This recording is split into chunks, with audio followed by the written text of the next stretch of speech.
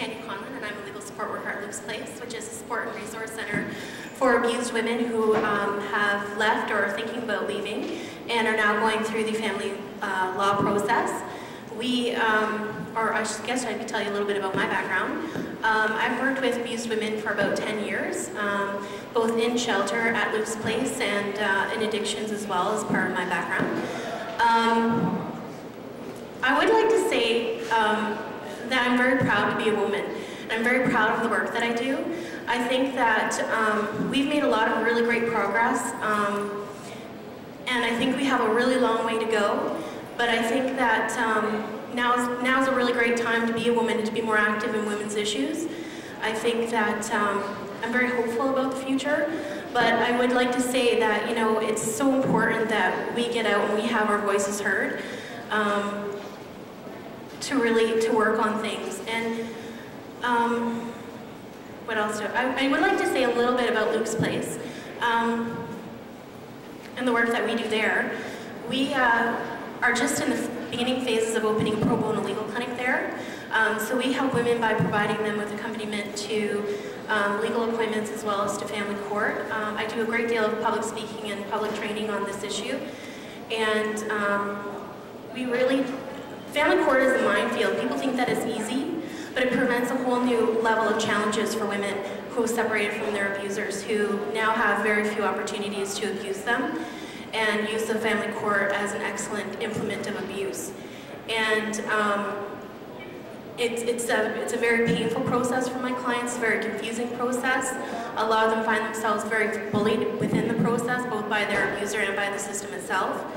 And a lot of them have very little support. One of the key elements of abuse is isolation. So a lot of my clients have very limited social networks. So it's very important for women to make decisions that are effective and lasting. It's important that they're supported and they have good sense of knowledge.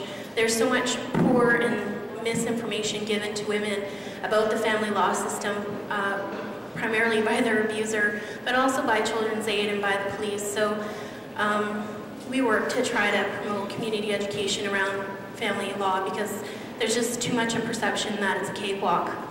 You know, that it's easy to go down to family court and get a court order to get child support. And really, for some women, it creates quite a bit of physical safety issues, in addition to psychological and emotional safety issues. So anyways, I'm gonna pass it down to finish rambling. Thank you. I read an article over the weekend. I don't know if any of you were able to read the Globe and Mail over the weekend. There was an article on the Dalai Lama, and I want to reiterate a passage from that. He said, "We have to look at humanity as a whole. The whole world, almost like one body. One thing happens, some distant place, and the repercussions reach your own place. Destruction of your neighbor is essentially a destruction of yourself."